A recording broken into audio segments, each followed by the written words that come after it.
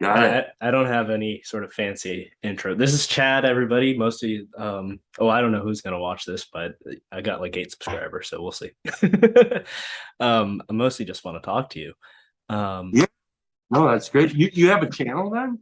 I've started. I haven't posted anything on it yet, but I did a conversation yesterday with another Sikh out in Queens, and I'm planning on posting that. And then, if you don't mind, I'll post this as well. Yeah, no, it's great.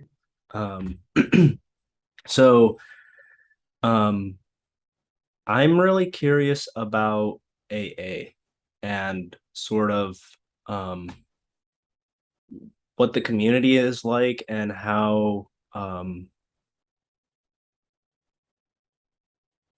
it operates, but more so not in terms of like the technicalities of the situation, but like what how did you see transformation happening because of AA? How did I like my in my own personal life or Um, just just general? in general, I mean, if you want to share about that, that's like, Sure. but Um, I don't, if you don't want, that's it's totally fine too. Like just in no, that general. I, like part of the reason why, well, the primary reason why I came to, you know, these conversations in the corner was so that I could try to be uh useful and talking about AA. And that's actually why I wear the mask. So, Right. excuse me, it worked out two different ways. Um, I wanted to maintain my anonymity because there's a couple of traditions in Alcoholics Anonymous that we have where we want to maintain our personal anonymity at the level of press, radio, and films, and then now with the internet and stuff. And so I didn't know how I was going to do that because I wanted to talk explicitly about Mm-hmm. AA. And then I remember that a friend of mine in AA a couple of years, a few years before all of this, had given me was in Mexico and he got a couple of these masks for me. And I don't know, it's like I don't know why he did that. I never talked about wrestling. He's I'm kind of a goofball, so he got them for me, and so they were sitting in a box for a couple of years, and then when I was trying to figure out how to do this, I was like, oh, I can wear one of those masks. Yeah. And then it kind of worked with the whole idea about Peterson's idea of wrestling with God and stuff. And so it served a few purposes. Um, so the question is, so how does it work? How did how does do you want to ask the question again so I Yeah, can get that? that's good again. um, what is it that happens in the community that sort of allows transformation to take place in people's lives? Hmm. Okay. So it's all an accident, really. Um, so in order, I think, to really answer the question, you have to kind of go back in history. Roughly 89 years ago, uh, there was there was an alcoholic who was approached by a friend who had been in the Oxford groups, which was like evangelical religious organization, Okay. um, who had been recently committed to an asylum for alcoholism. It was so this guy Ebby was released out of that asylum into the hands of the Oxford groupers, and these Oxford group guys showed this Ebby guy some spiritual practices to do that were in a Christian context. And one of the things that he was asked to do was to try to carry the message that he was given to somebody else. And so he thought, well, my childhood friend Bill, he's kind of a he's kind of a screw up, so maybe I'll go help him out. Um, and they just so happen to both be alcoholics. Mm-hmm. Um, the Oxford groupers help people of all sorts. so it wasn't explicitly alcoholics. But this particular guy, Ebby, thought my friend Bill, I'm going to talk to him.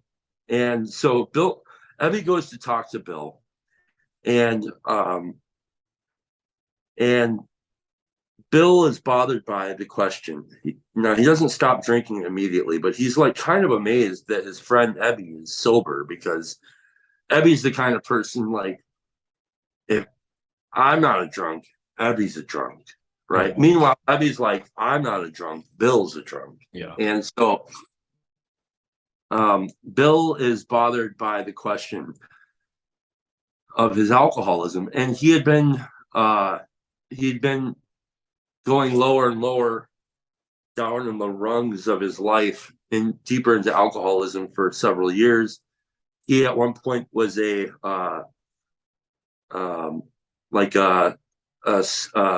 he was I don't know the technical term.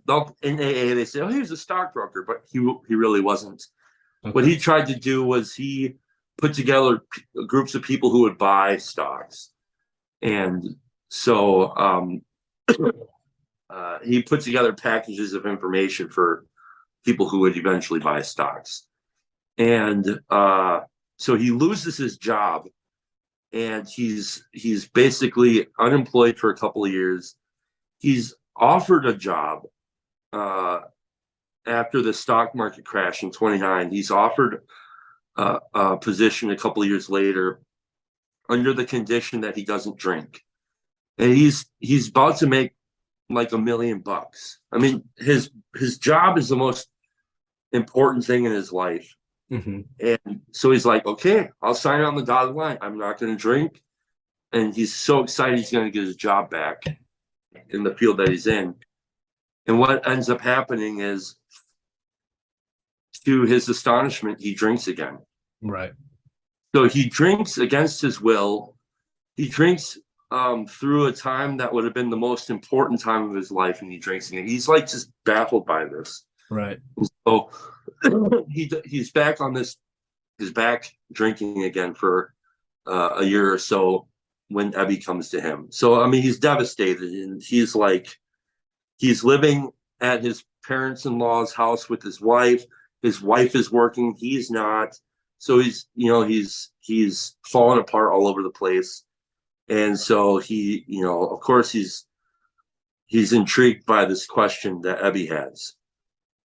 And he had been in a hospital, what they used to call a dry out joint or a jitter joint in New York, called Towns Hospital. He had been there a couple times before his friend Ebby shows up. Mm-hmm. And the doctor that was in the hospital at Towns Hospital comes up with this theory about alcoholics, because so at this point in history, there really wasn't any real answer to alcoholism. I mean, it was like it was a nothing field that nobody really wanted anything to do with. There was no money in it. It was like a hopeless endeavor altogether.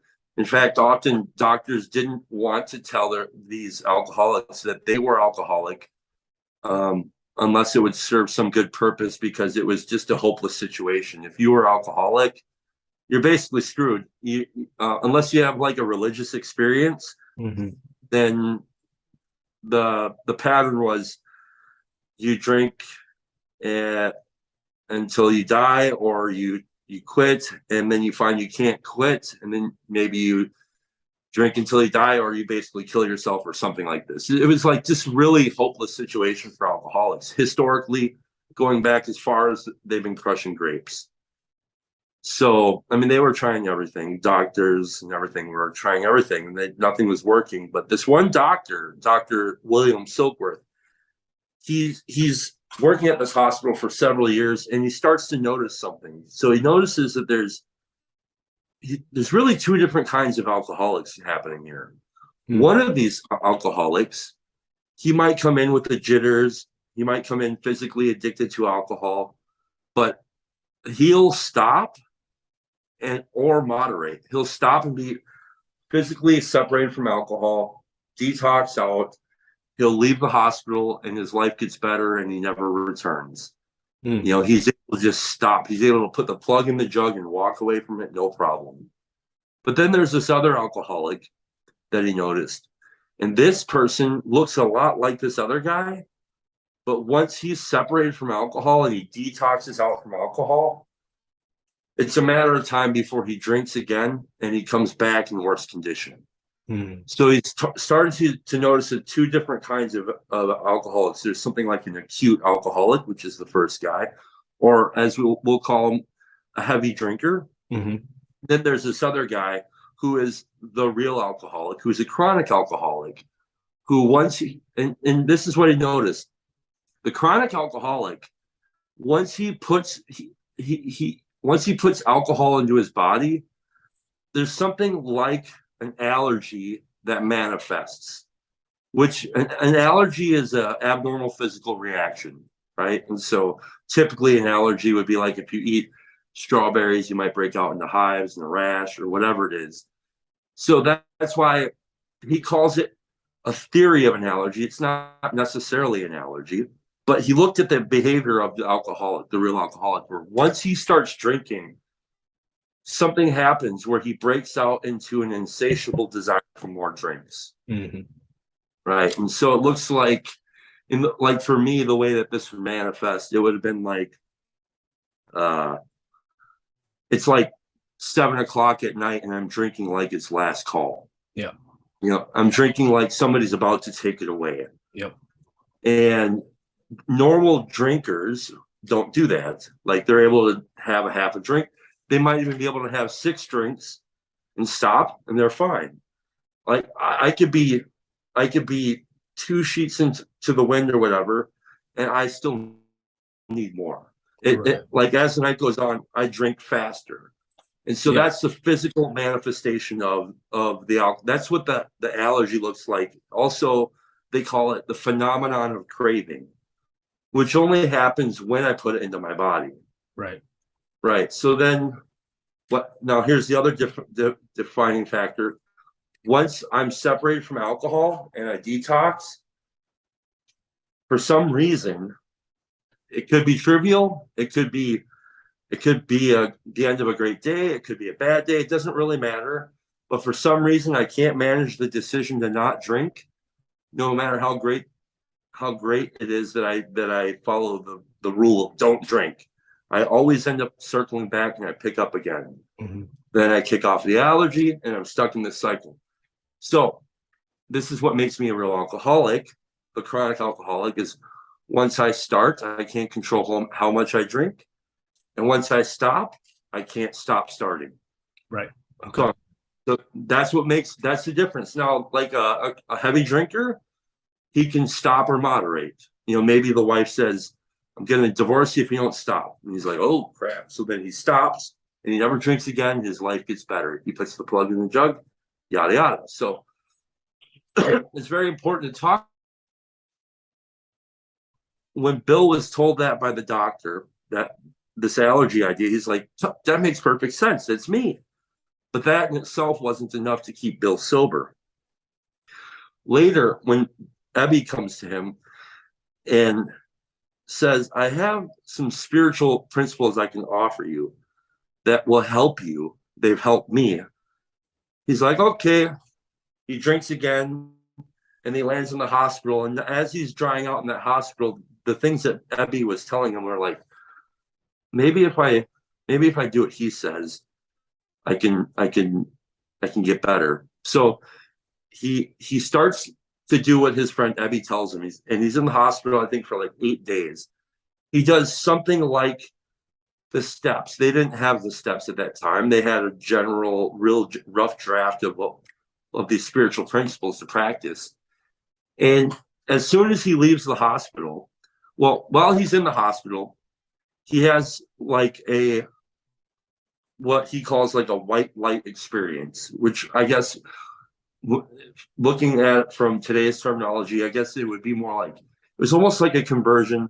It might have been a point of metanoia where he was always kind of agnostic, Mm-hmm. but like he had this moment, this clarity where it's God, but it wasn't Christian to him. It was just a God of your own understanding. Right. Because that was another huge point where Abby's telling Bill, like, oh, I found God. And Bill's like, oh, you're a little cracked about religion, weirdo. And then Abby's like, I don't, just whatever God will listen, who cares? Mm-hmm. And like, boom. So Bill was like, oh, a God of my own understanding. And so that he has these three ideas. I mean, I have the allergy, I have the obsession of the mind, which drives me back to drink.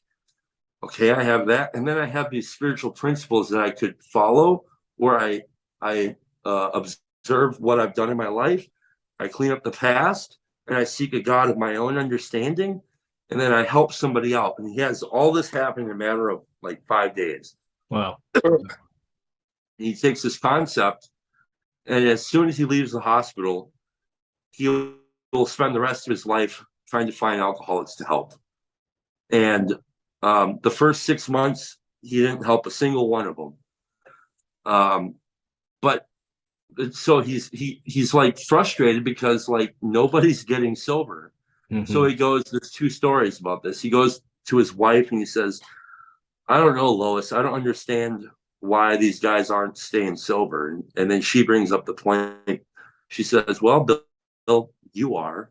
So that's a huge piece. So he's willing to serve others, and it's keeping him sober. Right. Big piece of the puzzle. The second story is he goes back to Silkworth and tells Silkworth, I don't know what's going on. I'm telling it, I'm trying to help these guys. Nobody's staying sober, but I am. And then Silkworth. Were they having some progress staying? Like, were they maybe? No, not at all. Okay.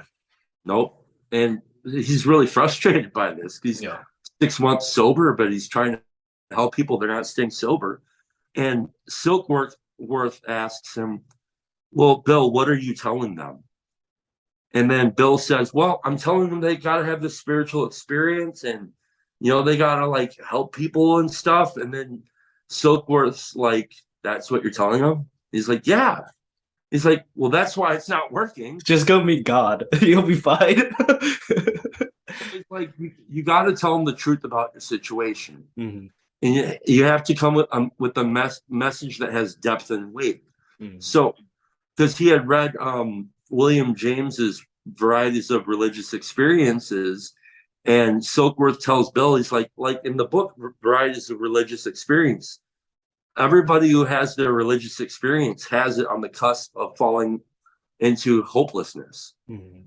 Right? So like you tell them the hopelessness of their situation and tell them through your story. So Bill learns, so I tell them, this is what my alcoholism looks like. When I drink, I have a phenomenon of craving that drives me to drink more, and I can't stop once I start. And then once I stop, no matter how great the necessity is, I can't manage the decision to not drink, and I always end up circling back and drinking again.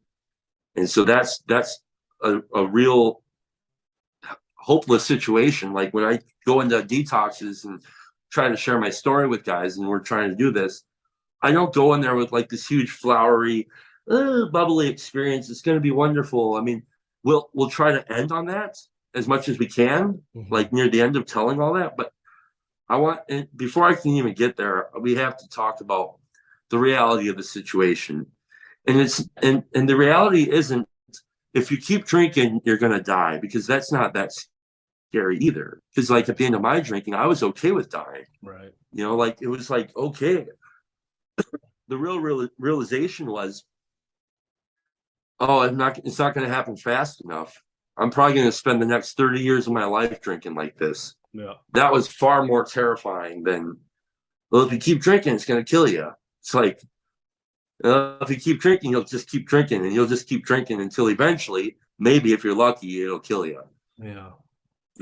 And so Bill ends up taking this message of depth and weight, and this is the beginning of AA. And after 3 years of doing this, eventually, after he talks to Silkworth, he goes to Akron, Ohio to do a business trip. And it crumbles. Nothing happens. His business goes poorly. And he's at this hotel, and he's really worried because there's a bar at the hotel. and he notices the people in there, and they look like they're having a gay old time, and they're singing and dancing, and he's like, oh man.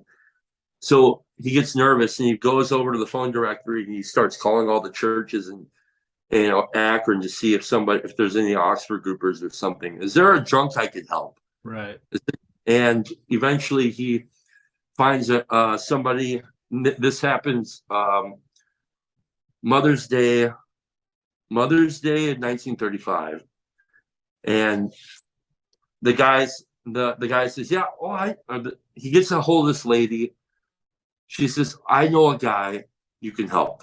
I've been praying for him for a couple weeks. He comes to our Oxford groups. He's a great guy. I think you can help him.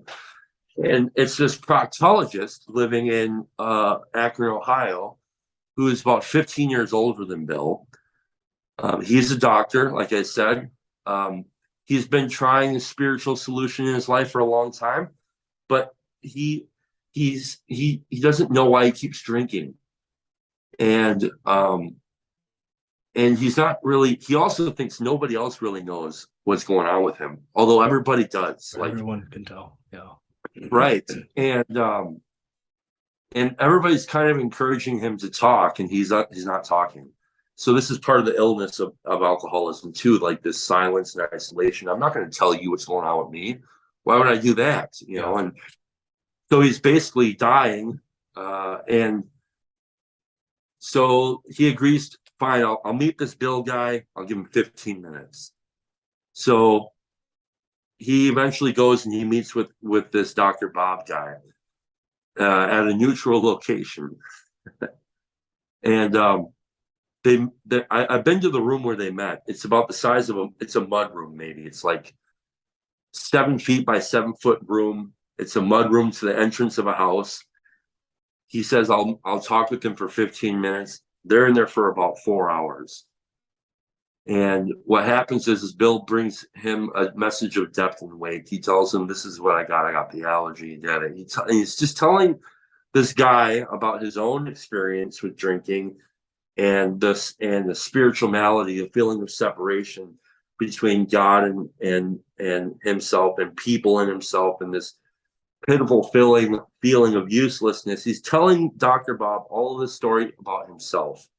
He's not telling Bob what he needs to do. He's not doing any of that. And in telling his story, Bob hears it. And Bob is the first guy that Bill actually helps. Mm. And from there, Bill or Dr. Bob says, Bill, why don't you stick around for a little bit? So Bill stays at his house for the next couple of weeks. And Bob's like, hey, we should try this on somebody else. I know some people at the hospital. We can get in, we can find a drunk there. And so they go and they help a guy there, and it sticks. And then fast forward, they're doing this for about 3 years. And they decide to count how many people are staying sober. And after 3 years, they count 42 people staying sober. And they're like, they can't believe that 42 people are staying sober. Yeah. Like, and you think about it today, and it's like, who cares? It's 42 people. I mean, but with the rates that they had back then, yeah.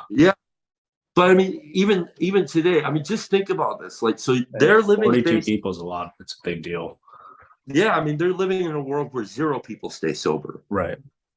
And so, like, wow, this is incredible. And so they decide we need to do something. And they said they had all these ideas because they're grandiose. That's what alcoholics are. And one of them was like, we could start a hospital, and we could do missions, and we can get some missionary people to go out into the alcoholic field and find people, and and they finally decide to settle on a book. Because at this point, there's already kind of a watered down message that's happening that early on. And they're like, we need to get a consistent message. And nobody can write the book. Nobody wants to write the book. Finally, Bill's like delegated to write the book. So they took a guy who's not a writer, and he writes the book of Alcoholics Anonymous. And it gets basically proofread by everybody who's in the fellowship at that time. And so historically they'll say, well, the book was written by AA. It was written by everybody. No, not really. It was really written by Bill. It was proofread by a bunch of people with a bunch of suggestions. And they take the book and they decide to publish it themselves. And they find some stockholders early on to purchase these stocks for this crazy idea that's ludicrous, but fine. They sell the idea, they get some stockholders. They eventually, Rockefeller decides to give them a little bump of cash and help them out from one of his missionary things. And but then he says, I'm not giving you no more money, and you guys would be better off if you leave money out of this. So it's going to help your situation. Don't make this into a business. It's a bad idea. Don't mix spirituality and business. And so that came from the Rockefellers. Brilliant. And because these guys are grandiose, you know, they think they're going to be millionaires and shit, and it doesn't. And what ends up happening is they print the book. They end up putting it out there, and nobody's buying it. They get a little bump out of Ohio from this article in a newspaper talking. One guy's telling his story, and so all of a sudden they get a nice little rush of people. Something like 800 letters come into the office in New York, and that's huge. And so they write 800 personal letters back. They're not form letters. Wow. And so they go all out. And then a couple of years after that, the Saturday Evening Post puts out an article. The guy whose name was I can't remember his name right now. He was an investigative journalist who was pretty popular at the time, who cracked a story on some rackets that were going down in New Jersey. And so he was pretty famous in the Saturday Evening Post. And he starts to catch Alexander's his name. He starts to catch wind that there's these drunks that are saying that drunks can help drunks stay sober, and they got a book, and it seems kind of fishy. This is really weird. Yeah. So he infiltrates the Alcoholics Anonymous. Had they settled on this name at this point of Alcoholics Anonymous? Early on, yeah, because by this point they had the book. That's what the book is called. Okay. They had couple different names. One of the names was going to be The Way Out. Another one of the names was going to be called The Group of Drunks.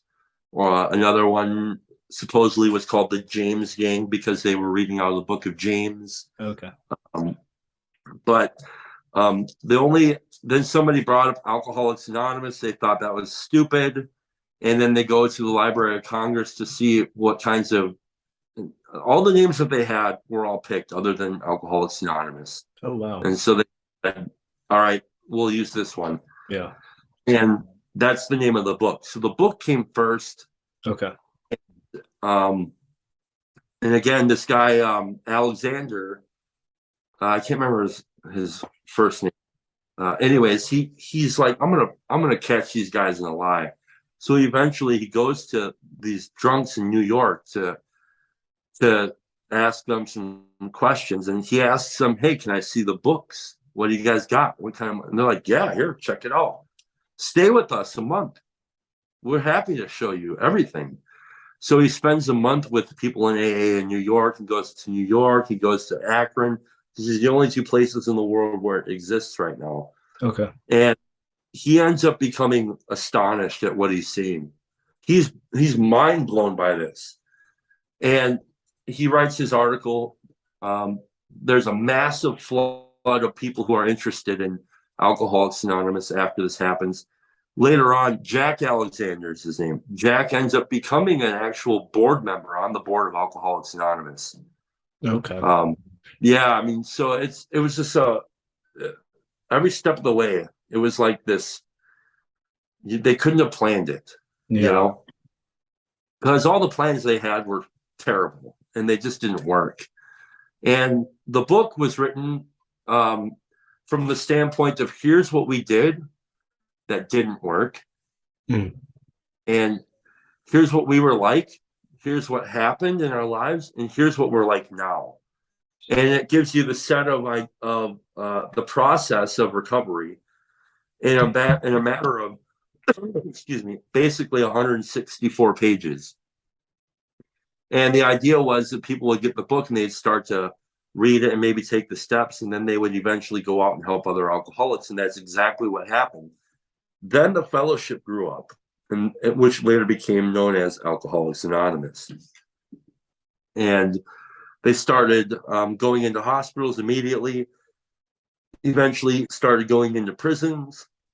There were different papers written by psychologists at the time that were studying this. They were astonished at this. The people that they had been working with for years had no success whatsoever, and then all of a sudden they tried this method of Alcoholics Anonymous has, and it worked. And they found that, like, there's this really great paper. I think the guy's name is Henry Thibault. He writes this paper for the like medical journals or whatever, and basically what he finds is the process of Alcoholics Anonymous is ego deflation at depth. And because, like, at the end of the day, what the alcoholic is really suffering from is something called a spiritual malady. And I think actually everybody on the planet, to a degree, deals with the spiritual malady. It's a separation that I sense that manifests like the separation between me and God, or me and my fellows. It's an isolation. It looks like depression, anxiety, anger, dishonesty, fear. All these different things are manifestations of a spiritual malady. In other words, a spiritual sickness, a conscious separation. And that's what the Alcoholics Anonymous addresses. That's what the steps address. And so it just so happens that what gets you in the door is the fact that you're drunk. Yeah. And then you need, so you're like, well, I guess I'm desperate. I'll do whatever it takes. And nobody's, first of all, nobody's happy about joining AA. Nobody's excited about doing steps. Nobody's happy about any of this. And it's like, well, what else am I going to do? I refuse to suffer the way that I've been suffering. Right. And I refuse to hurt people the way I've hurt people anymore. I guess I'll do what these idiots suggest. And then so you start to do this. And what happens is a transformation through embodied action and practice and just, I don't know how to describe it exactly. It's difficult because you'd think, well, it's like, it's not 1 + 1 = 2, because if that were the case, then doctors would just give this to their patients. Right. It's more like, like bicycle plus dog equals airplane. It's really weird. It doesn't make sense, but once you are in the flow of practice and you're doing this stuff, it does start to transform you. And then the people around you, they actually see the change in you before you ever even notice the change in yourself. Right. And really the idea is to seek a God of my own understanding. And so that's why it works. And the idea is, like, we don't care what you believe, as long as it makes sense to you. I don't care. Call it the doorknob, whatever you want. I don't care. Yeah. Are you willing to take actions? And so like in the 12th step, which is the last step, it says, having had a spiritual awakening as the result of the steps, we tried to carry this message to alcoholics and to practice these principles in all our affairs. Right. Wow. And so the idea, but the key word in all that is tried. Yeah. Right? Because, like, I can carry the most fire message that you've ever heard to the most desperate alcoholic in the world. And if he does nothing with it, he does nothing with it. Yeah. But still, like, I should not take that personal, because it's like, well, I'm just doing my best to try to be useful. And this is a weird thing, because you might think, like, well, you're doing this so you could stay sober. And it's like, not really. Like, I'm doing this because I'm compelled to do this. This is a way of life. I'm Mm, not doing it so I get an outcome. mm. You know, maybe in the beginning it might seem that way, but really it's about this is Giving all yourself over to something. right. It's not self-help, it's self-abandonment. Yeah. Yeah. And it's like I don't and choice is off the table. So people might say, well, you choose not to drink now. It's like, no, Right. no, no, because I drink no matter what.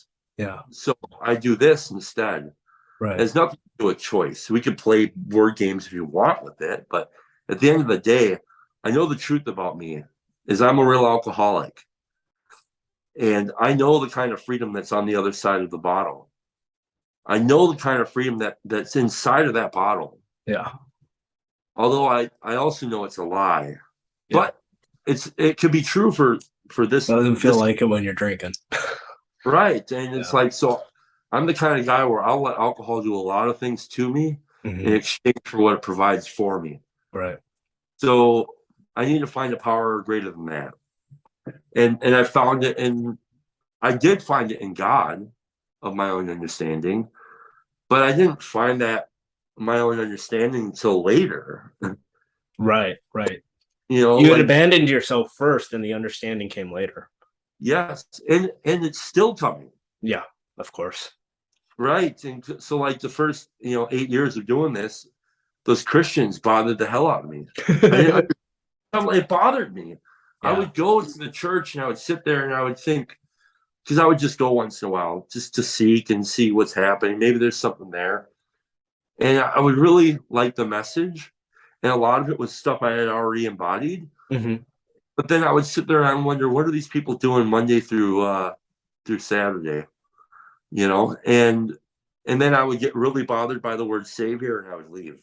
Mm, And interesting.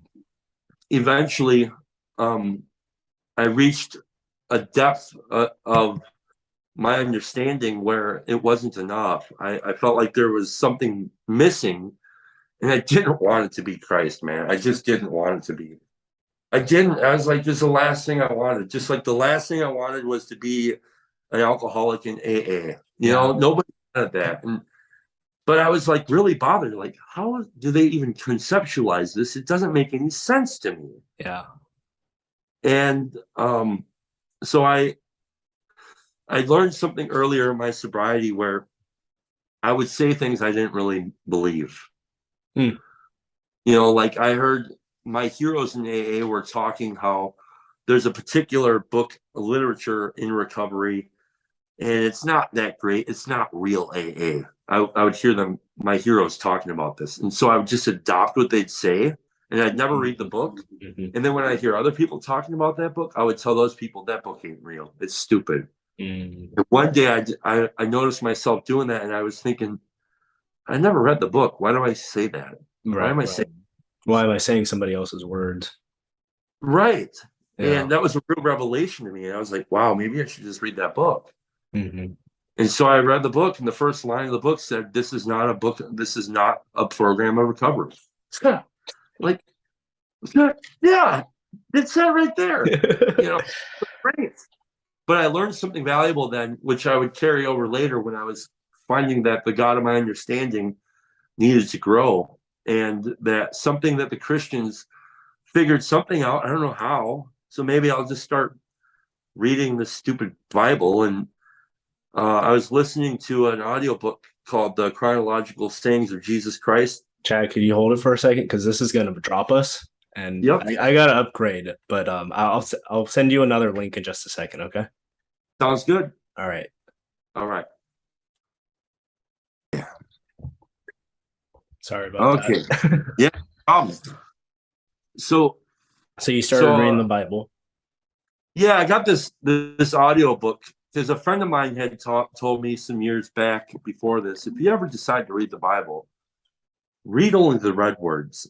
And so I knew what that meant. That's something to do with Jesus. Okay, so I remembered he said that, and so I went and I looked on YouTube for an audio book where only Jesus words, and I found this book called "The Chronological Sayings of Jesus Christ in Chronological Order."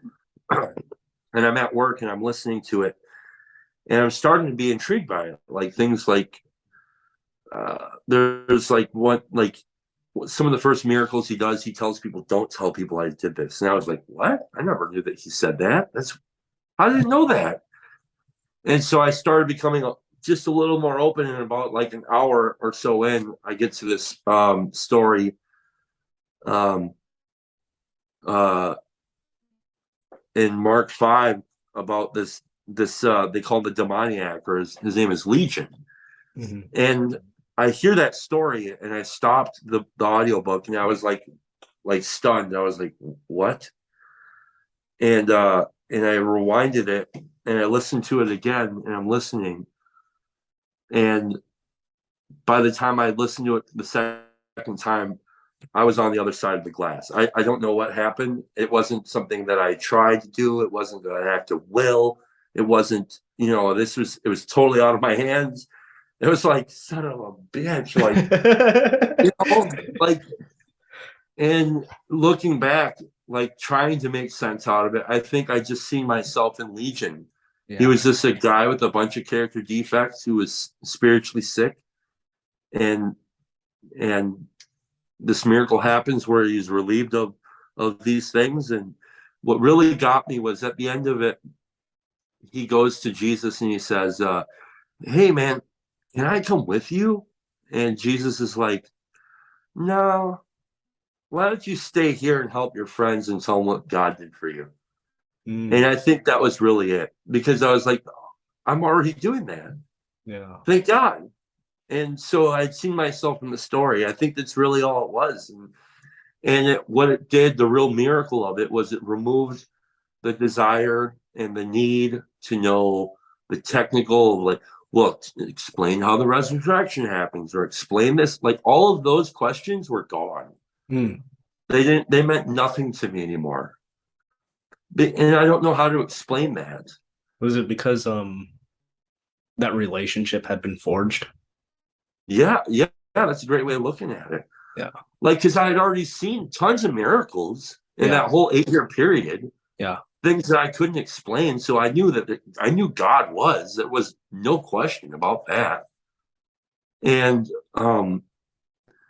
so it's like, I don't know how to make it like so. Why do I care about the resurrection, or why am I questioning that? I've already seen countless things in my own life that had become so frequent and normal that this was just the straw that broke the camel's back. And so that's been really great. The trouble is so now that I'm a religious person, it becomes so much easier to be what's the word, complacent. Mm. Yeah. Mm-hmm. And so that's been it's been harder since, but in a kind of a good way, like, so I wouldn't change it or anything like that. I believe uh that my beliefs are out of my hands. They're not, you know I can't unsee what I've seen. You know what I Right. mean? There's no blue pill to go back. Yeah. So deal with it, I guess. And so that's all. I kind of got off on a tangent, but so what happens in AA? There's these things, they're called traditions. So okay, so we have the steps. That's what each alcoholic, if they choose to, they don't have to. There are no rules in AA. You don't have to do anything. Mm-hmm. Um, if you choose to, you can take the steps, and you'll have your spiritual awakening as the result of the steps. Um, and then there's these other things, they're called traditions, and those came out of the failures of the organization Alcoholics Anonymous. And they started noticing little things early on. And the traditions came later. They came like 15 years later. Okay. 15 But years they after the started, book had been published. yes, right. Okay. And the founders, Bill, started noticing some things in the fellowship that were really strange. He started noticing that if you took all of the rules that all of the groups had in AA and you combined them into a rule book, literally nobody could join AA. because every group had their own rules on how to do things, what you couldn't be and what you could be, and all this stuff. And he's just Right. like, this is a mess. And he would get letters from this a meeting, in wherever, let's just say Middletown, USA, Mm-hmm. and they would say, "We're doing great. We got guys staying sober. We're helping alcoholics. We're in hospitals. We're in jails. We're having incredible experiences. This is the greatest thing that ever happened. Thank you." Um, but I got to tell you, there's this one meeting across town, and they're doing it all bad, dude. And they're screwing AA up. They're gonna Uh-huh. kill it, Yeah. right? Giving it a bad And, name. yeah, and then he would get another letter from Middletown, USA, saying, "We're doing great. We're in hospitals. We're in institutions and prisons. We're staying sober. We're helping people. It's an incredible thing. It's the greatest experience that we've ever had. Thank you." But there's this other group across town, and they're doing it all wrong. And they're both in the same town. They're And talking about each other. yeah, so he's starting to notice these things are happening because really he's very hands-on in this organization, so much to the point where he couldn't even really be a member. Mm-hmm. And so he that must have been terrible for him, because like, you take one of the chief factors of my alcoholism is ego Mm-hmm. and pride and all this stuff, and now you're going to put somebody like that at the front of your organization, and like, it's got to be tough. It's a real right? test. Yeah, and he becomes a prolific writer. Actually, he writes for a magazine that starts in AA called The Grapevine. And like, there's a book you can get. It's called Language of the Heart. And it's every letter that he ever wrote to that magazine. And it's like this thick, dude, and prolific and great stuff. Very relatable. He'll say things like, "I don't know what you guys." He kind of reminds me of PBK in this way. Like, he's just so relatable. He knows how to talk to you, and he starts to notice that this fellowship is going to die unless he starts to figure out a way to not make rules, but some spiritual suggestions that are principles for the fellowship, so it doesn't die from the inside out. Mm-hmm. Things like, we ought to be self-supporting through our own contributions, not donations. We don't take money from the outside. If you say you're a member and you feel compelled, then you get to contribute money to AA. We're not going to take any outside interest. We're not going to take money from the government. Nobody. That's a huge one. It's still that. Yeah, it's still that way today. Yeah. So, so like, the first tradition is unity. So we're going to be unified no matter what, right? And if that guy's not being unified, well, it's my job to be. Because at the end of the day, this is so fragile. And even though, even like today, we're like maybe 90 years in, it's still in the infant stages of a solution to alcoholism, if you really look at the scale, right? So you got the whole scale of alcoholism for all of time, and then you got this little speck of dust called AA. Mm-hmm. And it's actually working still. Yeah. So then the second tradition would be like, there's no king here, there's no president, there's no what we're going to practice at the group level is something called group conscience, and that's going to be the conscience of God in our group. So it might be something as simple as, are we going to have coffee or not? Mm-hmm. That's going to come down to the group conscience. Are we going to be a men's meeting or a women's meeting, or whatever it is? And that scales all the way through the entire structure of Alcoholics Anonymous, the group conscious thing. The third tradition is, let me see. Let me just grab this, because I want to get the actual name of it. Yeah. So this is the book. Okay. It's the fourth edition of the book Alcoholics Anonymous. They have several different pieces of literature in AA. The traditions here. They started out as long form, and then they eventually voted to make them smaller in short form. Mm-hmm. But there's still the long form still exists. So here's tradition 3. The only requirement for AA membership is a desire to stop drinking. Mm. Right. And at the end of the day, nobody can enforce this stuff anyways. So Yeah. what does that mean? Just keep coming back, I guess. Doors open. Right. And then you got things like tradition 4, each group should be autonomous, except in matters affecting other groups or AA as a whole. So every group can do it how they want to, as long as it's not whatever, a Christian AA group. Like nobody's going to come in and stop you, but probably what'll happen is other groups around might be like, yeah, we're not going to. What'll happen is I'll go to that group once and I'll think this is really weird, and then I won't go back. Right. And it'll sizzle out. Yeah, it's voting with your feet. Tradition 5, I think, is kind of the real deal. It's each group has one primary purpose: to carry its message to the alcoholic who still suffers. That's really the thing, right? Because like that's our only purpose. We're not here to sell books. We're not here to whatever, make chili and have a chili drive. We're not here to whatever. I don't care what it is. Our only purpose is to carry a message to the still suffering alcoholic. That's it. It's incredible for any sort of organization in our current culture to have such a singular purpose. It's the thing. Yeah. With because it's so easy to become distracted. Yeah. And when you're talking about something again that's so fragile, like a solution to alcoholism, if I have kids, I want there to be AA here.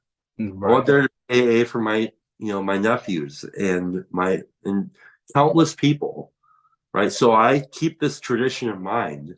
And so like when the group conscience at my group says, whatever, and I might not agree with it, doesn't matter. The group voted, it is what it is. I can get another group if I want, but how many times can I play that game? Yeah. And I learned really early on that there wasn't going to be a single AA group on the planet that was going to provide me with what I really needed or what I really wanted, I guess. Yeah. More so. Yeah. And so it's like, what am I there for? Church shopping. Like people just get stuck church shopping forever, never committing. Right. And so I make a decision. I have a home group. The guys I sponsor, I suggest they have a home group. If you want, you can get another one. I don't care, but the idea is try to stick with it. And then the other thing is when I'm at my home group, I'm not there to get. I'm there to serve. Yes. Because it's a given. I'm always going to get something. My ears are always open for what I can get. So that's not a good aim. My aim is what can I bring? Mm-hmm. And all these traditions, like they're all here because people like me who are going to screw this up. And so it's not any point of virtue, or it's not because I'm a great guy or anything like that. It's like, no, I'm going to mess things up. So I need something to aim at. And they knew that calling them rules would never work because how are you going to do that anyways? Yeah. Rules are enforceable. Right. So, there's all sorts of other ones here. I'll just go quick down them real quick. 6, an AA group ought never endorse, finance, or lend the AA name to any related facility or outside enterprise, lest problems of money, property, or prestige diverts from our primary purpose.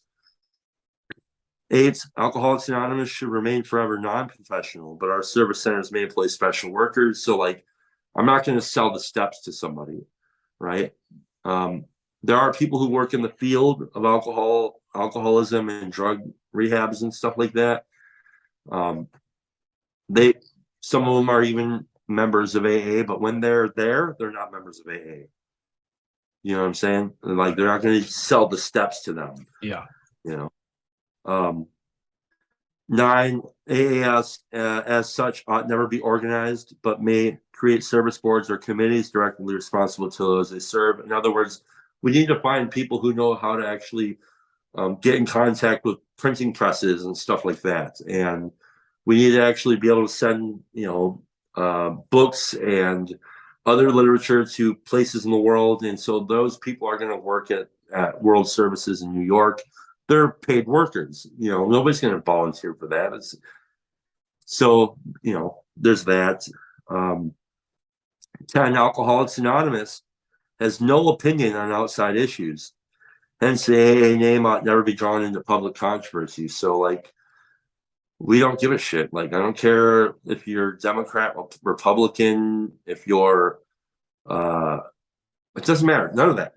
Catholic, Protestant, no, doesn't matter. We're here with the one purpose. Yeah. To help the alcoholic. And you'll hear great stories about like Alcoholics Anonymous in Ireland, and how there's all those weird tensions that can happen in Ireland. And even in the past, I know it was a lot worse, where you had these tensions between Protestants and Catholics, like to the point of war. Yeah. But those people would be in AA meetings together, and there it didn't matter. And you'll hear there's all sorts of stories like that happening all over the world, where we're AA members here. And so, that's the real deal. 11, this is where the mask comes from. Our public relations policy is based on attraction rather than promotion. We need to always maintain personal anonymity at the level of press, radio, and films. And then the last one is anonymity is the spiritual foundation of all our traditions, reminding us to place principles before personalities. In other words, like spiritual anonymity would be, I'm going to be unified regardless of what I think about this. That's the spiritual principle of unity. And the same thing with the group conscience. And just because I might be interested in, like, maybe being an activist over here for this, that stays at the door. I'm here to be service to even my enemy. If whatever, Stalin or Hitler walks through the door of AA and says, I'm desperate, I need to get sober, the spiritual anonymity is like, yeah, what can I do to help? Right. Let's get to work. There's an incredible amount of humility built into this whole thing. There had to be, because we are not. But it really does, it makes a practice out of the humility, and that's really incredible. Yeah. And it's incredible that it has been around for as long as it has. We've had our ups and downs and stuff. Not many. I think this year was, 2020 and 2021 and stuff did push the envelope for us a little bit as a fellowship. Right. And I think it did some things. I think it woke us up a little bit, which was good, because things have been going so good for so long. They've been like, we're almost asleep at the wheel of our service, of our world services and stuff like this. And there can always be more people who are contributing to the service structure of AA, right? Like, so that works pretty. It's like an upside down triangle. At the bottom of the triangle, which is the top, yeah. it's the member, and the member in the group, right? And then from the group, it just keeps going up. So all the people who are like in these service centers, they serve the alcoholic, they serve the groups. They, it's like, not, there's no top down thing. So like, if I think that there's something goofy in some literature somewhere, I can write a proposal and say, this piece of literature I think is outdated or something. Maybe the language is goofy. And then I take it to my group and they say, oh yeah, that's cool. Or no, that's bad. But if they say, oh yeah, that's cool, then they run it to district, and district will vote on it. They'll say, sure, why not? And then they'll run that up to area. The area will say, oh yeah, sure, that's great. And then it goes up to regional, and then it gets onto the floor. Every year in April, there's something called the conference. There's a service conference, world conference, where they have like 93 delegates from Canada and America, or United States these delegates vote on different proposals that come down the pipe, Mhm. and that's how changes are made in AA. And so, like in my district, I'm in District 32. In my little area, there's like 100 different meetings just in Wow. my one district. And I'm a part of a bigger area, which is called Area 75, which is the lower half of the state I live in. There's about 1,000 meetings in that district or in that area, Yeah. right? And so you would think, well, at the area meeting, there would be like at least 1,000 people there, right? Because you should have at least one general service representative from each group there, but you don't. When you get to the meeting, there's maybe 100 people. Mm. So again, it's like the idea of like 5% of the people are doing 90% of the work. It's Yeah. the same thing here, you Yeah. know. Um, so that problem probably scales everywhere. It's just how it goes. Um, but yeah, so that's how AA works pretty generally. So what happens is somebody stumbles in, whether it's like me, the court send me to AA. I didn't, I thought I was just going to stop drinking and be fine. And I was Right. upset the court sent me. And looking back, I'm grateful they did because I didn't know anything about alcoholism. I didn't know that I had this compulsion that was always going to drive me back to drink. I had to be shown that. And I was shown through the experience I already had that I couldn't see. So people come into AA from all sorts of reasons. Maybe their wife sends them, maybe the courts, maybe they wake up and they're just pitiful. They've had pitiful and incomprehensible demoralization, and they just are like, I can't do this anymore. I'm going to do something different. So they go to they call up AA, and somebody comes and visits them, and they go to a meeting, and maybe they hear something at that meeting. Maybe they see somebody there that's a good meeting. Let's see. A good meeting will have people talking about sponsorship. Because sponsorship it's again, there are no rules, right? And sponsorship isn't necessarily in the book of Alcoholics Anonymous. Oh, really? Yeah, but the idea is in there. It's just not called sponsorship. That word came a little bit later. Because when I think about AA, at least what I've been presented in the media and stuff like that, it's like in the movies, most of the time, what I think about is that sponsor-sponsee relationship. Yeah, no, it's definitely it's always been there. It just wasn't always called that. Okay. So, like a good alcoholic like myself will be like, "See, it's not in here. It's not in here." And they're like, "Well, I don't know. Did you read the chapter working with others, or Mm. maybe all the other chapters where it talks about somebody coming and helping?" Like basically, Ebby sponsored Bill, and then Right. and later Bill sponsored Bob, and Yeah. then and so on and so on. And so, really, a sponsor can be looked at in a couple of different ways. The way that I think the new person might see a sponsor is somebody who's scary, who's going to tell me what to do.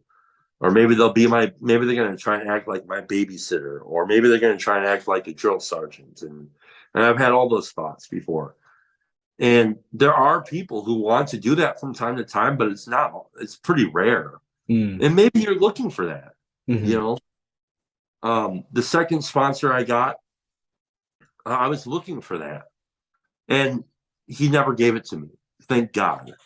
Like he's like, because I was scared of him. I was intimidated by him because he was like always really well put together, and he was the same kind of peaceful man everywhere I saw him. And so Mm. there was something really intimidating about that for me, from somebody who was a little chaotic. I thought there's something weird about this dude. Seeing someone so integrated. Yeah, right. And I thought he has to be like a drill sergeant. Yeah. And I had these stories in my mind, and I'd go to him and I asked him to help me out, and he helps me out. And he's never once been my babysitter. He's never once been my drill sergeant. He's always tried to point me back to, what spiritual principle am I missing here? Or, where's the selfishness and self-centeredness cropping up? Hmm. Where am I not seeking God? And he'll just ask those questions, and he'll share his own experience, and I can see myself in what he's sharing.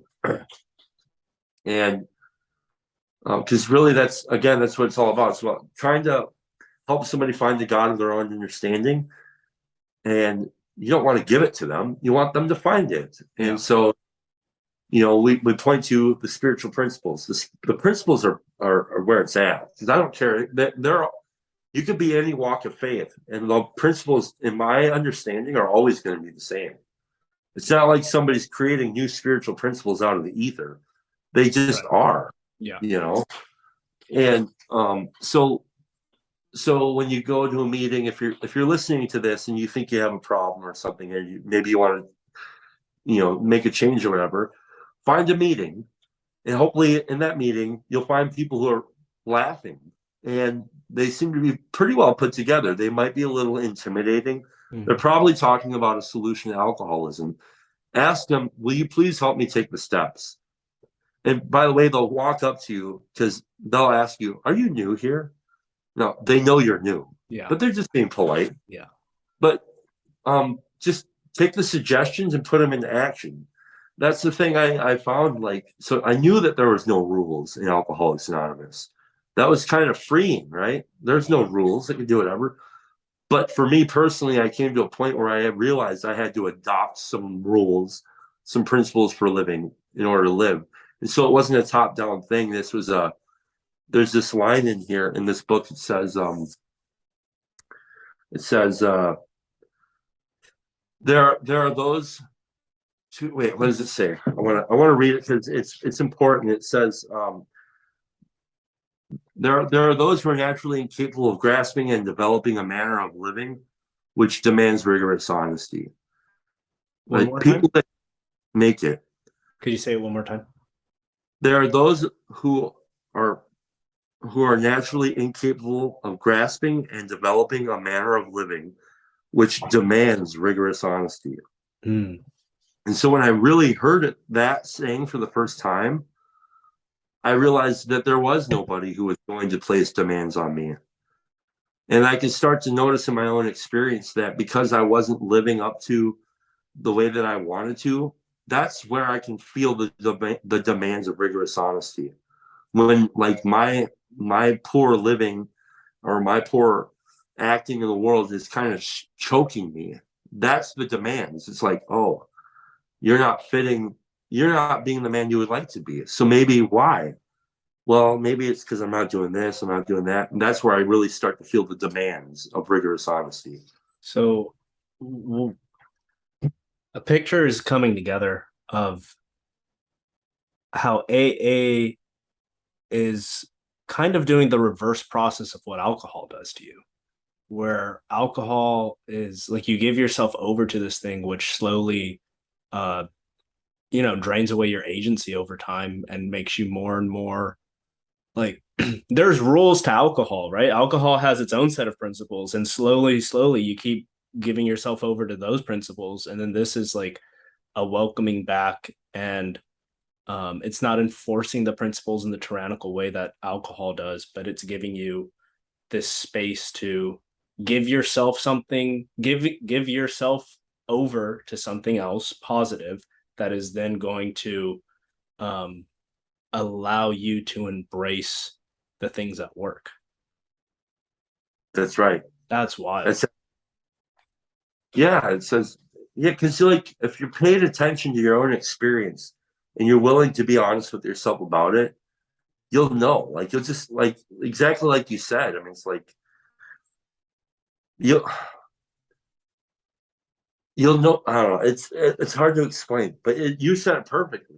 It's like yeah, because like I get my agency back, but I'm also free to throw it out the door. Yeah. But then it's like, yeah, but I know me, dude, and and I've really looked at that, and that's the tough thing. So like you have these different steps, like inventory, like the fourth step is an inventory where I look at, I take inventory of my life and look at all these people, places, and institutions that I've had resentments against, or I've been angry with, or maybe I've been victimized by, and I write them down, and then I write down what they did and how they made me feel, and then it flips it and it says, now wait, so you built this whole case against you've been this prosecutor this whole process.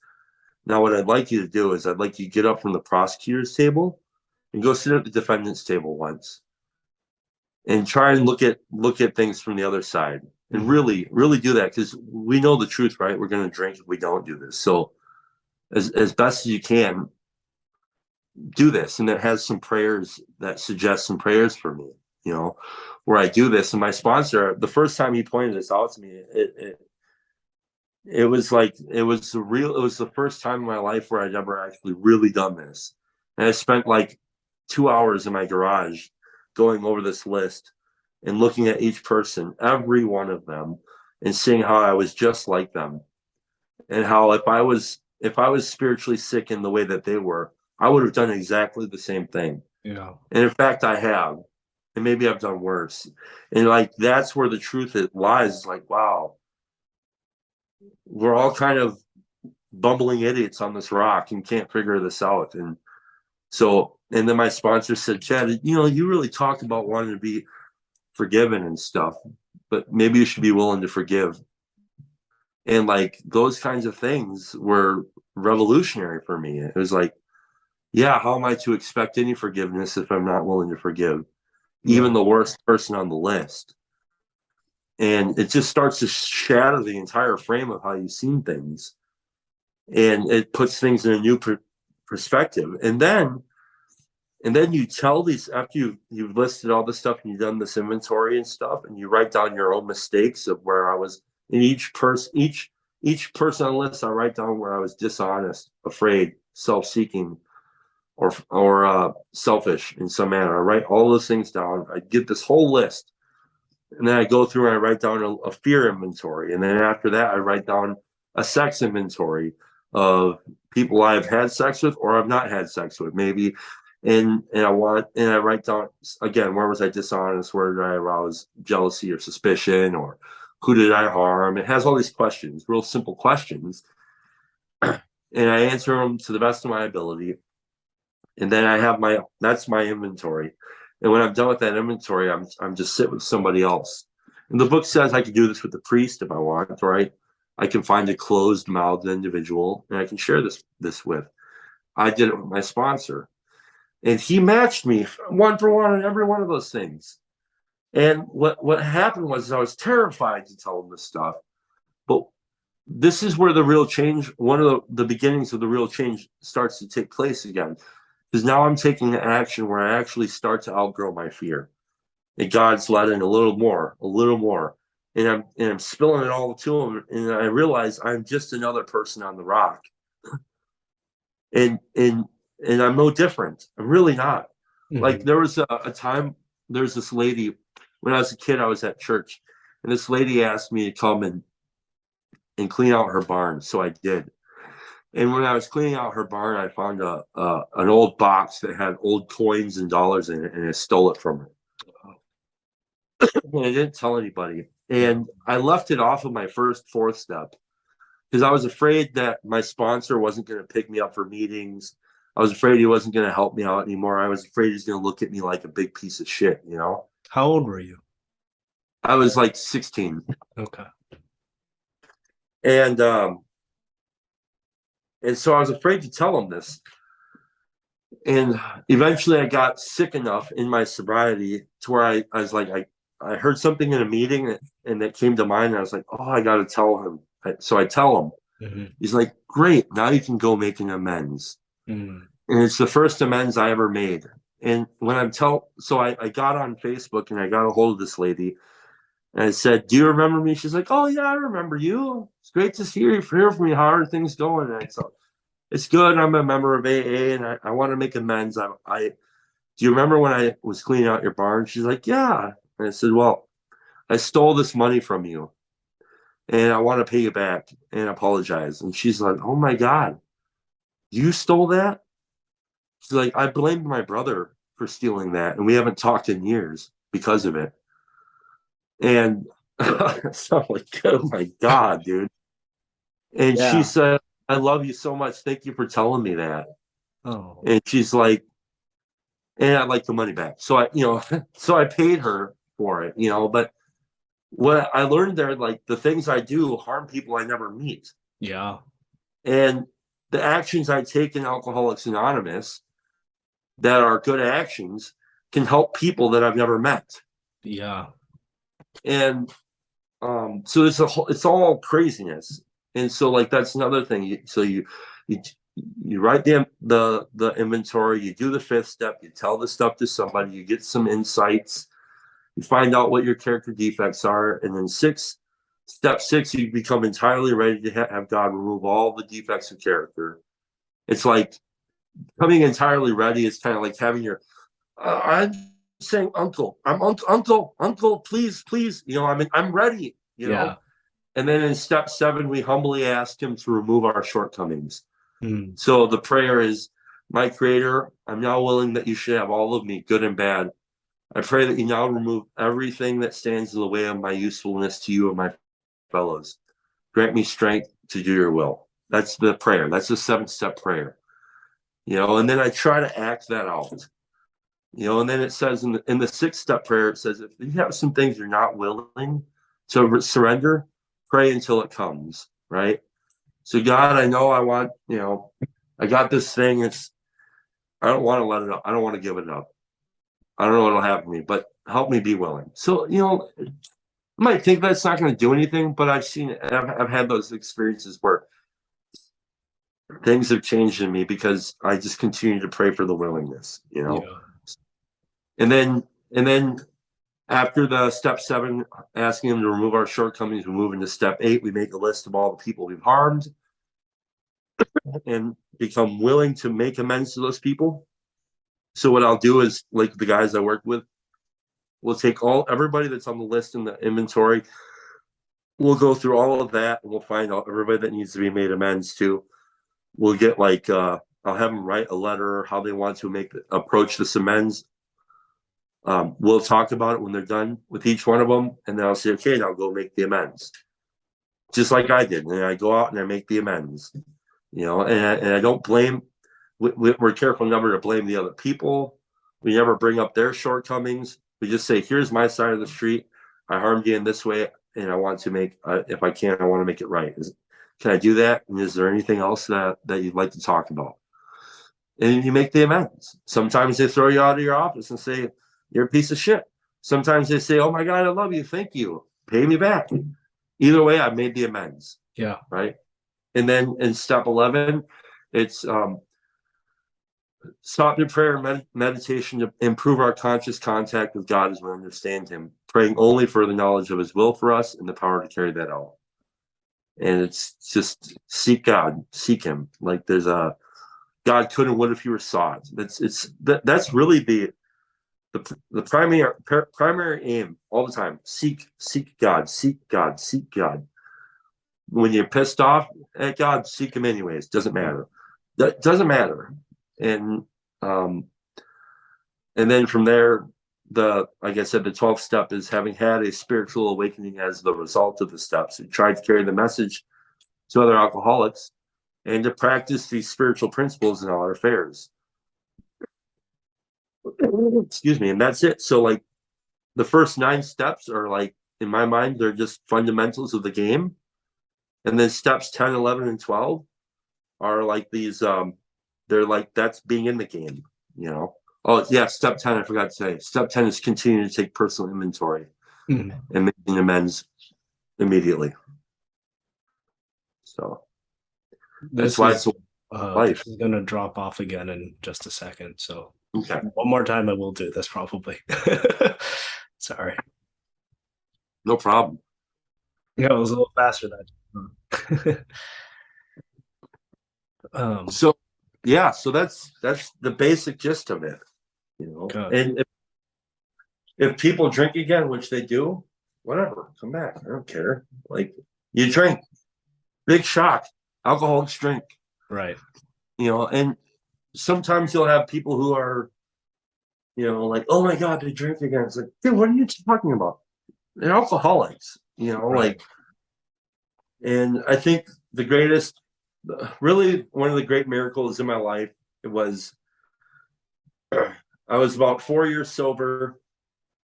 and my life is the best it's ever been, right? And like I'm sponsoring a bunch of guys, I'm talking to my sponsor, I'm driving a BMW. So fun. I'm making excuse me, making the most money I've ever made at that time. I'm very plugged into the AA. And I was at a meeting on a Friday night. It was a great meeting. And I was with my buddies, and I'm leaving the meeting. And before I get to my car, like a serious thought of a drink crossed my mind. And this is the first time it happened in my sobriety.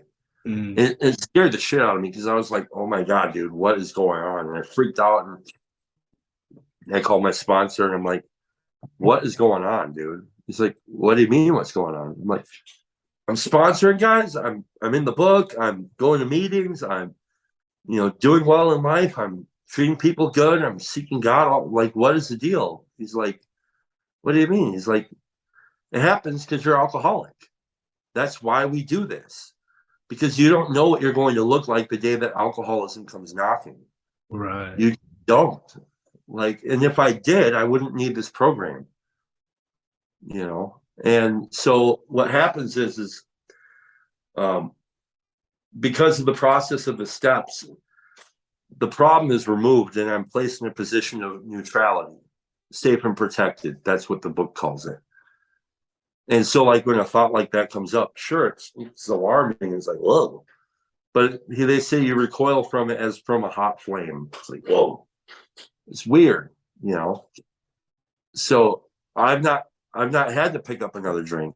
I've had those experiences like 3 times in my sobriety. They're scary because it's like it catches you off guard. You don't know, Mm-hmm. you know. But so it's not a big deal. Again, I've seen people. There's some of my heroes in AA are people who can't get together more than 60, 30, 60, 90 days. Mm. And they've been coming for years. And I wonder, why are you still coming? And I'm blown away by their humility to stay, even though they, for some reason, can't get sober. And, sometimes people might look at them weird or whatever. It's like, what are you talking about, man? Dude, what if I picked up a drink again? I hope I come back. Right. Because the pride in me, just thinking about it now, would be like, fuck that. I ain't coming back. Right. Because I'm so prideful. But these people still come, and they've been coming for years. And so I don't know. I don't know. It's a mysterious thing. And even if they are, they're managing 30, 60 days or whatever, it's still probably better than if they weren't coming at all. Right. Yeah. Yeah. And it's solved a lot more than just the drinking, right? I mean, like for most of my life, I dealt with suicidal ideation. I've never been diagnosed with any kind of mental illness, but I'm sure I've had it or do have it from time to time. But so most of my life, I've dealt with that. And the work that I've done in AA, I would say at least 80% of my time having been plugged into AA, those things go away for the most part. And so that tells me again, there like for me, I know there are people who have medical conditions like bipolar and stuff like this, and even depression and stuff. But I really believe the depression and things I've dealt with are of spiritual nature. Yeah. And so they can be solved through spiritual action. And once you start taking spiritual action, that's the thing. It kind of it speeds up, and it grows and grows and grows. The There's a weird thing is, momentum to it. yeah, right. But the second I stop, it's so easy to get comfortable and stop. Right. Luckily, I don't really suffer well, and it kind of propels me back into action. But sometimes I don't want to. Maybe I don't know. I've come to terms with maybe I just like drama sometimes. I don't know. Seems like it. Mm-hmm. Like that little bit of chaos. Temperament thing, or Yeah. yeah. Um, it's fascinating because it reminds me of whenever, well, alcoholism is a big problem in the Punjabi community, and Mm, there's several family members where it's an issue. And I lost an uncle to alcohol when I was about 11 years old. Um, and it's an interesting thing that whenever Sikhi experiences a kind of revival moment, like there's a little bit of a revival moment happening right now in Punjab. And one of the things that usually goes along with that is that usually the revival centers around someone who's a bit of a charismatic leader. That tends to be how it works out. And he ends up um, inviting a bunch of people into initiation into the Khalsa, and a lot of these people they get initiated and they never touch alcohol or other drugs again. And there's like this these waves that come through where uh this transformation, like God comes in to just sort of take this malady away from all these people. mm, And it's one of the things that has really held back um a lot of, alcohol is extremely damaging, and not just in the personal lives but in the whole community. It stifles things like innovation and social cohesion and all this stuff. And mm, then these waves come through, and all of these usually it's men, they start getting together and organizing and figuring out, they get a sense, all of those sort of spiritual maladies that are happening on the end, like it's being reflected in the society, right? And mhm, so all these people get together and they start trying to, instead of cleaning up their room, it's put their village together, right? mhm, And um but usually when people, at least over in India, when that's happened a couple of times, it tends to make the Indian government upset for various reasons. um but um it's it's really, there'll be people who, I've read quite a few accounts of, because this is something that you'll see in a lot of biographies of um great um teachers and students of Sikhi. We would call them sants, which usually we will translate that as saints, but it means something more like realized ones. mm, And these sant figures that come around from time to time, they they have this radical acceptance of these people, and they say like, here are, like, this very similar to these spiritual principles that you're talking about. It's like, here are some spiritual principles and practices. Of course it comes directly from the religion, so it's not as um of your own um mhm, choosing or understanding, rather, but it is a, because that is the context. And they'll have some people who, like, there's one Baba Harnam Singh.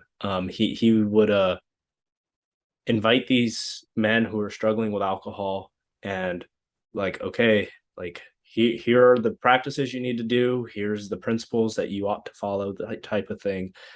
um and they would do it for a little bit, fall off the wagon, do it for a little bit, but he never told them to go away, he never told them to stop. And then he would say, okay, if you like really want this to stop, you have to get initiated, because what that is a radical um acceptance of giving your will over to God. mm, The mhm, initiation is the historical narrative, the traditional narrative is, it literally involves the guru asking people for their physical heads, to chop off their heads and give them to him.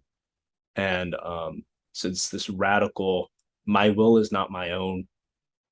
I cannot manage it. I have to give it to you. mm, Um, and then, like, I've heard stories from other people, personal accounts, where They stopped drinking as they developed into this path of Sikhi. And this is kind of similar to what's happened to me. I used to drink quite a lot.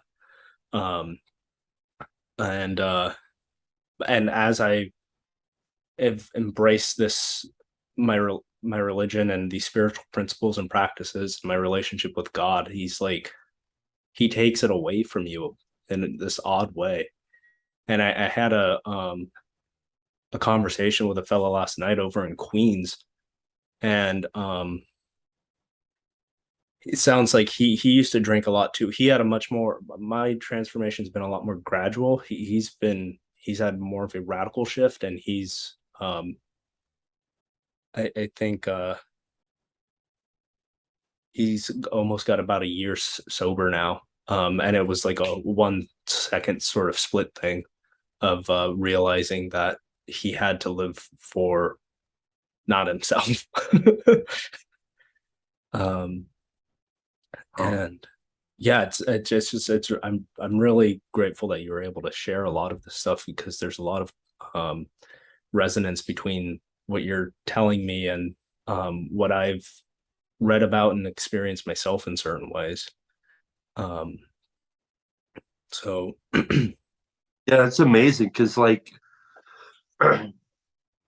when I started hearing when I started coming to the corner, I would start listening to people and their experiences. And Alcoholics Anonymous is not original. Everything it has comes from religious places, right, and they just found a way to. It's kind of an okey doke. They tell the alcoholic, "Wink, wink, you're going to be a part of this," and so it makes it kind of plays off the self-centeredness of the alcoholic and says, hmm. you'll have a hand in this, right? And so like it's interesting, the initiation. So and we have this thing called third step, and the third step is turning my will and my life over to the care of God as I understand him, making it a decision to turn my will and life over to the care of God as I understand him. And there's the third step prayer says, God, I offer myself to thee to build with me and to do with me as thy will. Right. Relieve me of bondage of self that I may better do your will. Take away my difficulties, that victory over them may bear witness to those I would help with thy power, thy love, and thy way of life. May do thy will always. And it's the same thing. Like I'm giving my head to him, Yep. right? And then the initiation really happens when I'm willing, for me, when I'm willing to actually go out there and be of use to others, period. You'll hear like people, that's the goal. The goal is to get you to serve somebody. Yeah. There's nothing else. And there's a lot of AA people who don't understand that. It's really weird. It's like, well, that's what this is. This is so you God, like the question alcoholics have is why me? Why did I have to be an alcoholic? Why me? Why me? It's like what I realize is I'm alcoholic so that God used alcohol to get my attention so I could serve him. Yeah. Mm-hmm. And I can do that by helping other alcoholics. And then what happens is that makes its way into all areas of community. And but if I'm not willing to serve, then again I'm just stuck on the same problem, the root of my problem, which is selfishness and self-centeredness. That's it. So I think I love your story, man. And I think all AA did was it found a way to speak to very stubborn people. It told their own story to those people. It told those people their story and said, here's something you could participate in. Come see, come do. And it's not original at all, at all. Um, and I think God is so good. And when you say God, I see God. It's the same God. Yeah. It does. I don't. When I heard you talking with Paul, a biblical story came to mind about the Tower of Babel, and Yeah, I wanted to ask you about that actually. yeah, Sorry. I'm not a biblicist. I don't not really good in this stuff, but I see general patterns, and that's kind of how I view the world. So the general pattern I saw was you had people. For some reason, God decided that what y'all are doing isn't isn't such a good thing. So bang, now you're all going to speak different languages, and you're all going to be spread across the world.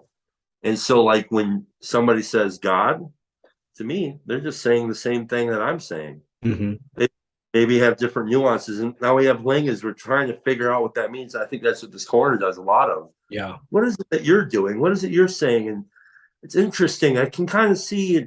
No, I don't really agree with that. But like, there's a desire to see the. I Yes. think it might be maybe a little more, if not more, just parallel with a desire to be seen.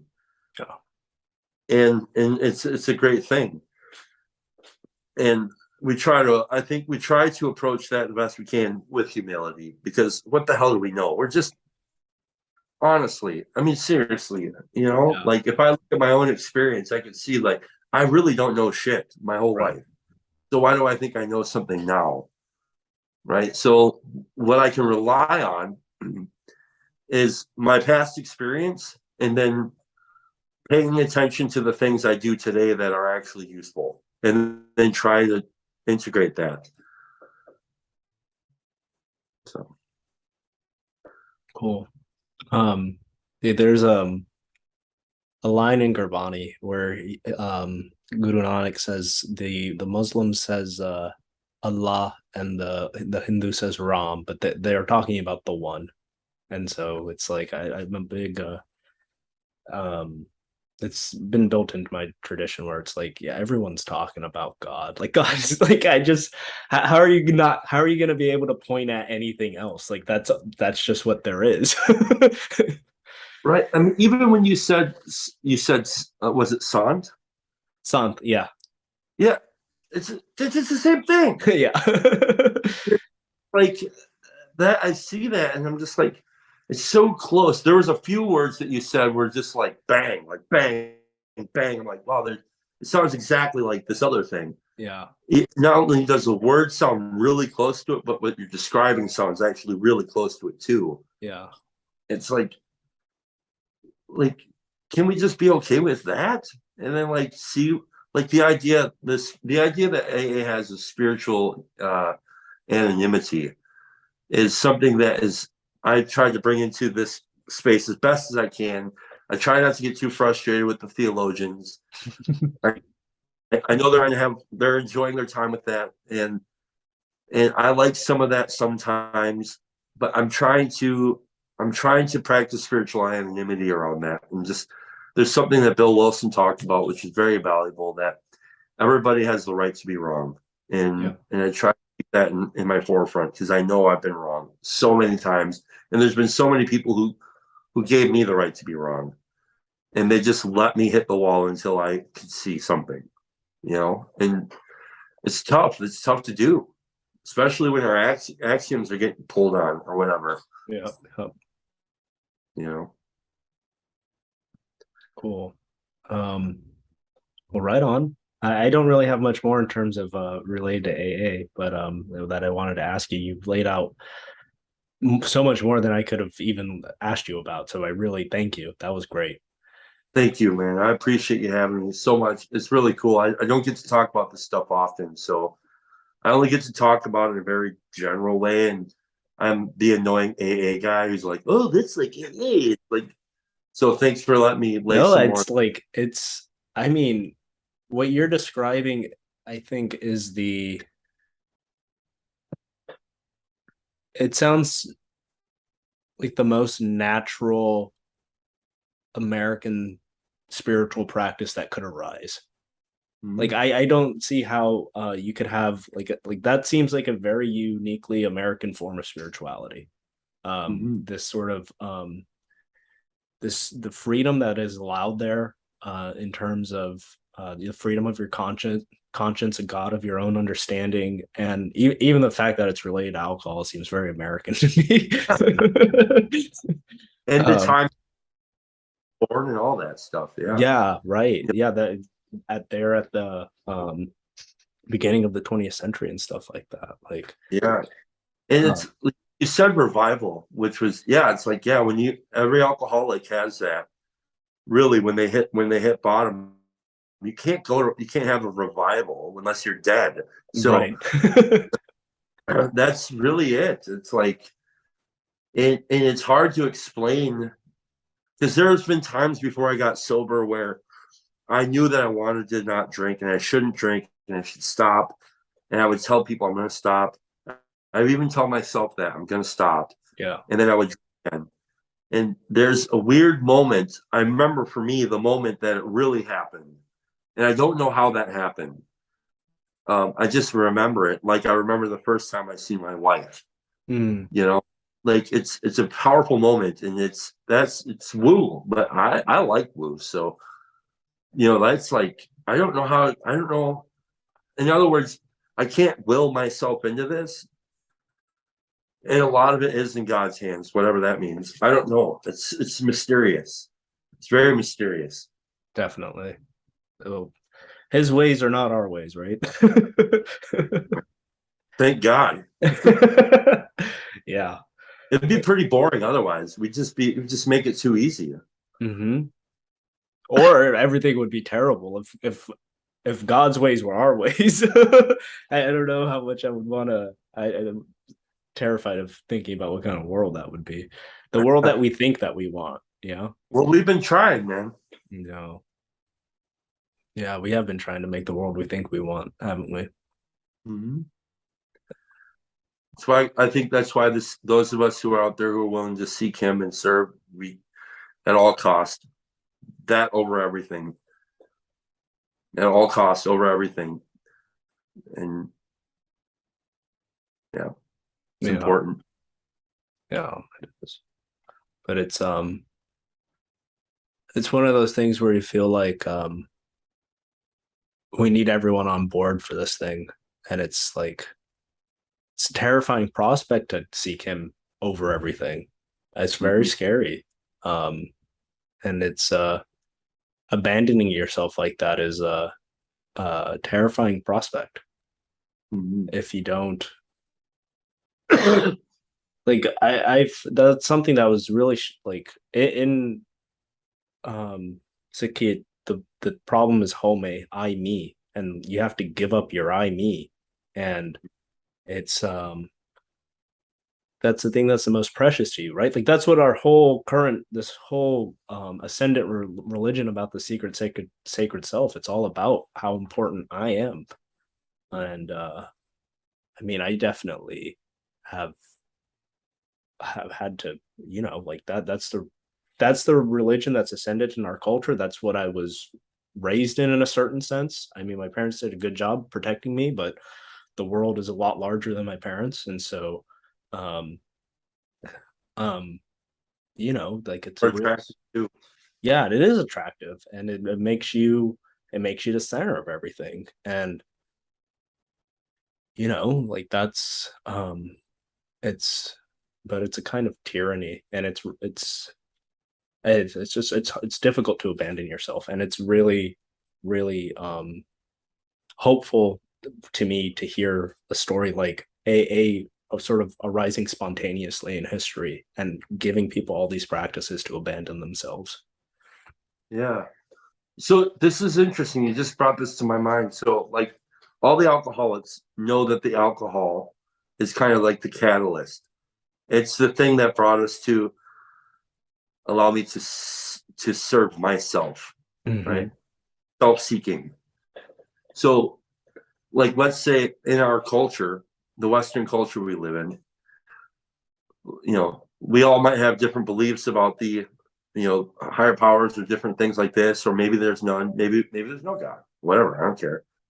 But one thing I think, if we were really to be honest about it and really look at the root of our problem, is this self-centered self-seeking. And that's our common thing that we have. We all have a common thing. It's called self. Yeah.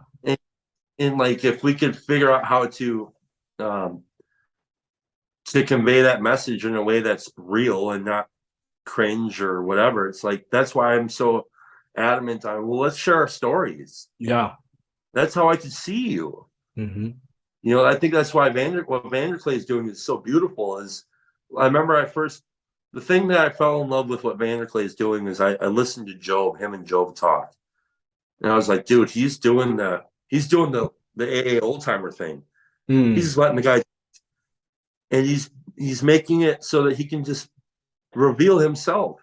yeah, And I can see myself in Job's story. I can see myself in Paul's story when he's sharing some of his story.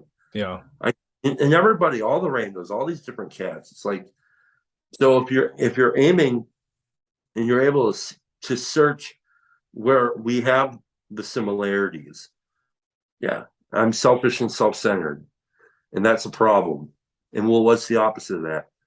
Well, maybe I don't need to be a servant or a slave to somebody, but maybe I can abandon myself to, I don't know, how can I be useful some right. way? And, you know, and yeah, so that's pretty powerful stuff, man.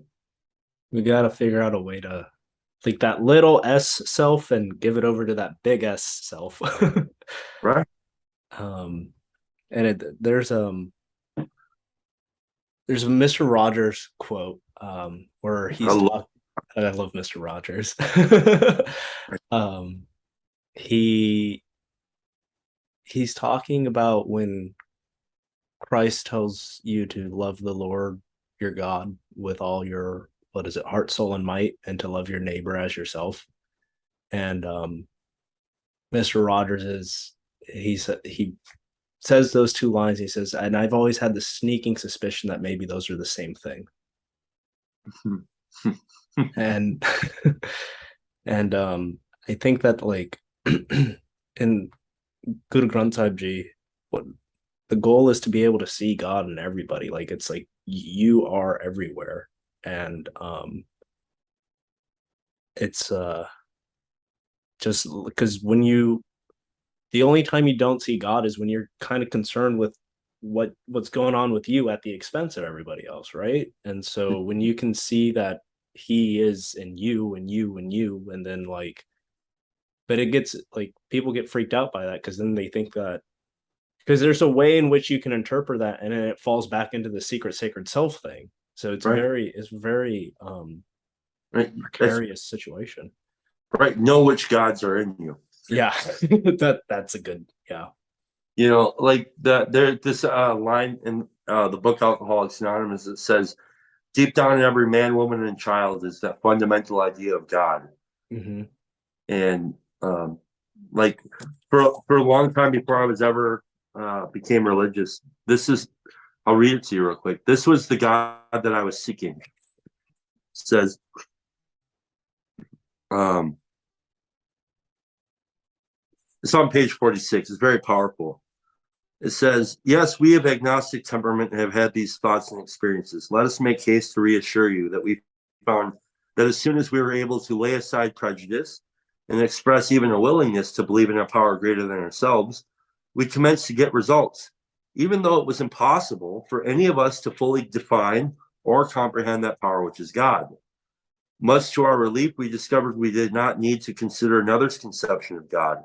Our own conception, however inadequate, was sufficient to make the approach and to effect a contact with him. As soon as we admitted the possible existence of a creative intelligence, a spirit of the universe underlying the totality of things, we began to be possessed of a new sense of power and direction, provided we took other simple steps. Here's the thing that I rested my whole life on for like 8 years.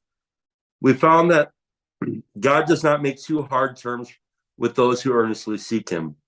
To us, the realm of the spirit is broad, roomy, all inclusive, never exclusive or forbidding to those who earnestly seek. It is open, we believe, to all men.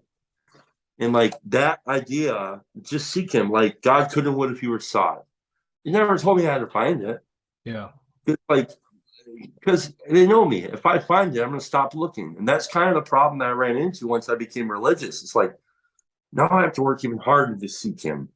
Because I know, like, I kind of know something. Yeah. And Yeah. so it's like, I got to not fall for that trap.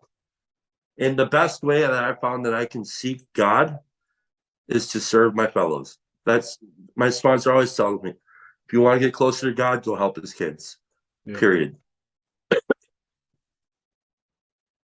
think that's a beautiful place to end.